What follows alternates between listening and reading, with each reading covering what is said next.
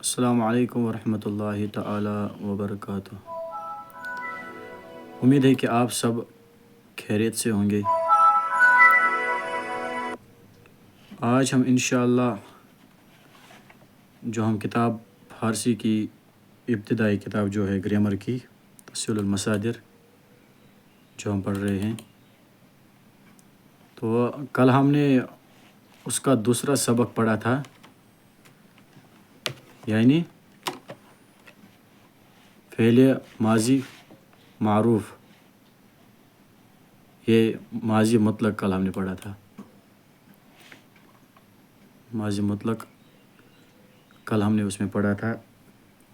امید ہے کہ آپ نے وہ یاد کی ہوں گی، پیچھے کے پوائنٹس یاد کیے ہوں گی، مصدر کی تعریف آپ نے یاد کی ہوں گی، مصدر سے جو فعل نکلتے ہیں اس کی کتنی قسمیں ہیں، ماضی مطلق، ماضی قریب، ماضی بعید، ماضی استمراری، ماضی احتمالی، ماضی تمنائی، پھر ان میں سے ہر ایک کے 6 سیغے ہیں، واحد غائب، واحد غائب، جمع غائب، واحد حاضر، جمع حاضر، واحد متکلم اور جمع متکلم، اور یہ بھی آپ نے پڑھا ہی ہوگا اس میں۔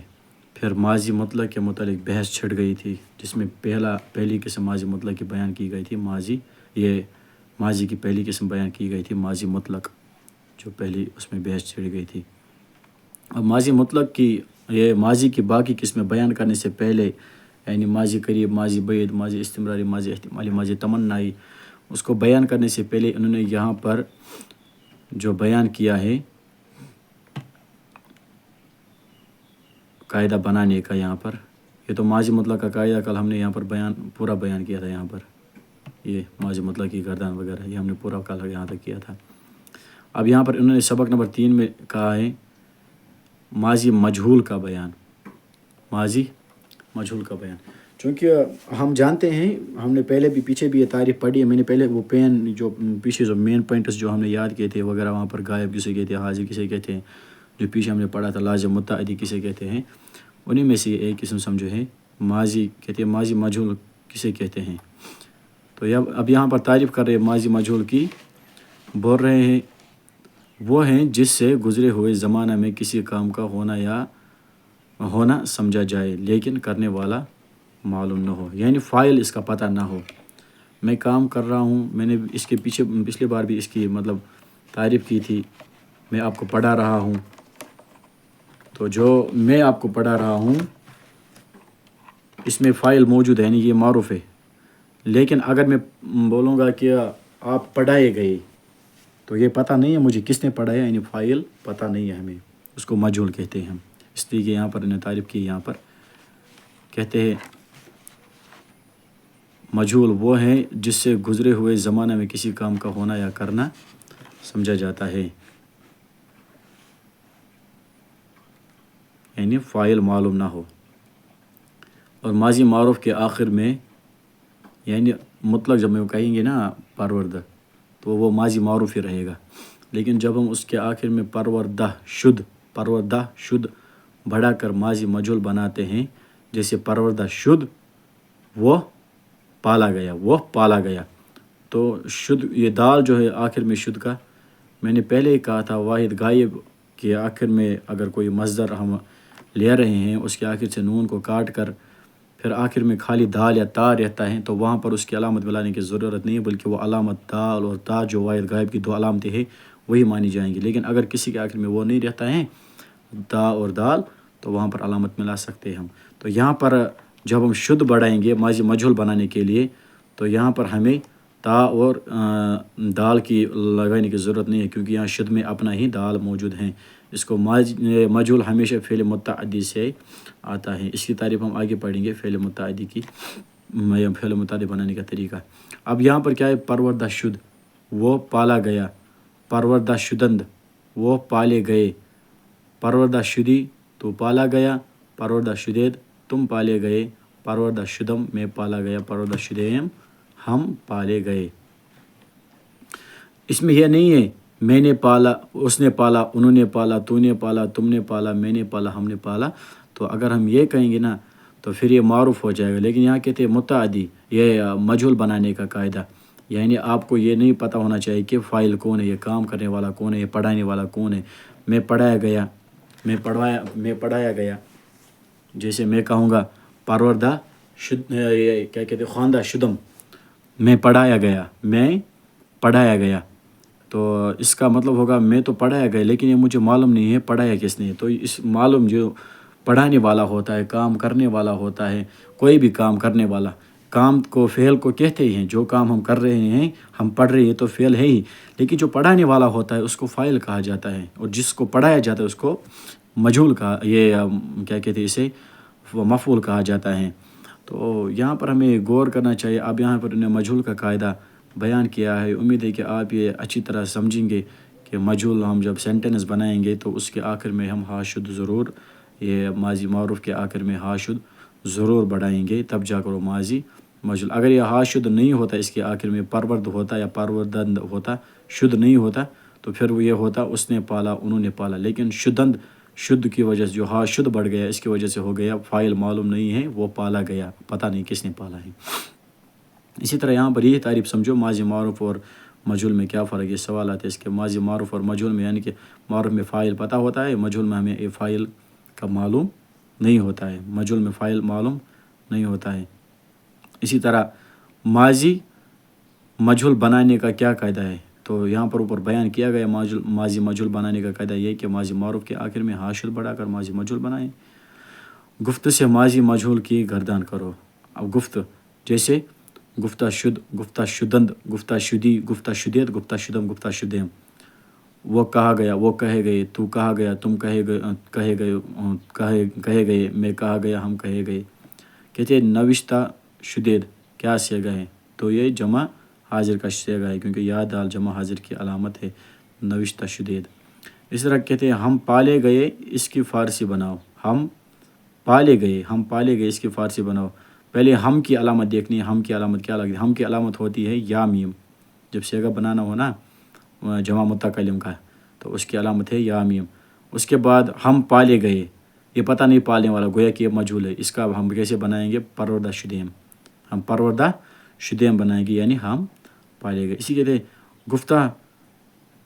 گفتہ شدید کا ترجمہ کرو. گفتہ شدید کا ترجمہ کرو. تو یا دال جو یہاں پر علامت ہے جمع حاضر کی علامت ہے یا دال. تو اب اس کا ترجمہ کیا ہو گیا؟ تم کہے گئے، تم کہے گئے اس کا ترجمہ ہوگا. میں نے لکھا، اس کی فارسی بناؤ. میں نے لکھا، اس کی فارسی بناؤ. نوشتن ہوتا ہے لکھنا، نوشتن ہوتا ہے لکھنا. تو نوشتن جب لکھنا ہوا، آپ اس سے فارسی بنا. میں نے لکھا، میں کی علامت کیا آتی ہے واحد متکلم کی، وہ ہمیں دیکھنا ہے، جو ہم نے پیچھے یاد کی ہے میم، اس کی علامت میم ہوتی ہے. تو میں نے لکھا، اس کی فارسی بناؤ. میں نے لکھا، تو اس کو میں لکھوں گا نوشتن. یہ مجہول نہیں ہے، یہ مجہول نہیں ہے، آپ یہ سمجھ لیں، یہ معروف ہی ہیں، اس کو شد نہیں لگانا ہے. میں نے لکھا، اس کی فارسی بناؤ، تو اس کا مطلب آئے گا نوشتم. کہتے ہیں خوردہ شد کیا صیغہ ہے؟ معنی بتاؤ. خوردن مطلب کھانا، شد کے آخر میں دال واحد غائب کا. خوردہ شد وہ کھایا گیا ترجمے کے ساتھ. اور صیغہ کیا ہے؟ واحد غائب کا صیغہ. اس طرح یہاں پر ہمیں آراستن سے اگر ہمیں کوئی گردان بنانی ہے مجہول کے، ہم بنائیں گے آراستہ شد، آراستہ شدند، آراستہ شدی، آراستہ شدید، آراستہ شدم، آراستہ شدیم. اس طرح باقیوں سے یہ ہمیں یاد کرنا ہے. بخشیدن کا مطلب ہوتا ہے بخشنا، پسندیدن کا مطلب ہوتا ہے پسند کرنا، نواختن کا مطلب ہوتا ہے نوازنا، اور دادن کا دینا، اور ستودن تعریف کرنا. اب یہاں پر کہہ رہی اس کا ترجمہ اردو میں کرو. آراستہ شدی، تو آراستان ہم نے یہاں پر پڑھا سنوارنا. آراستہ شدی یعنی تو سنوارا گیا. بخشیدہ شدم میں بخشا گیا. پسندیدہ شدید تم پسند کیے گئے. نواختن یہاں پر نوازنا.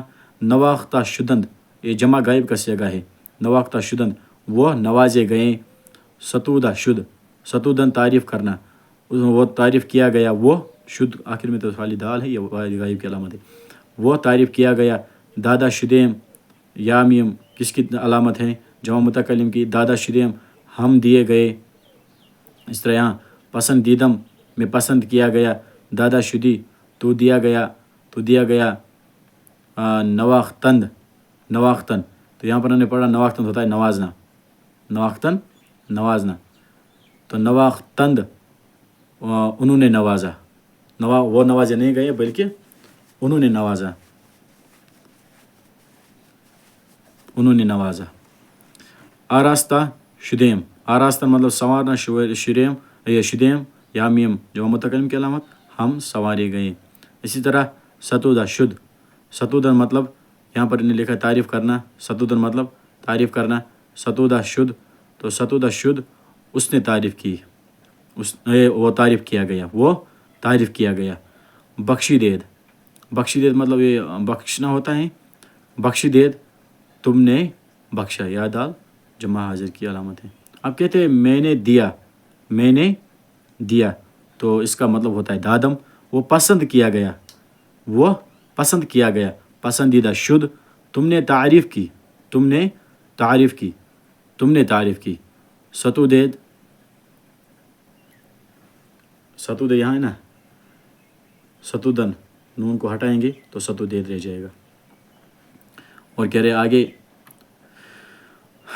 ستودید تم تعریف کیے گئے. ہم بخشے گئے، ہم بخشے گئے، تو بخشیدہ شدیم، تو نے سوارا، تو نے کہاں گیا، تو نے سوارا.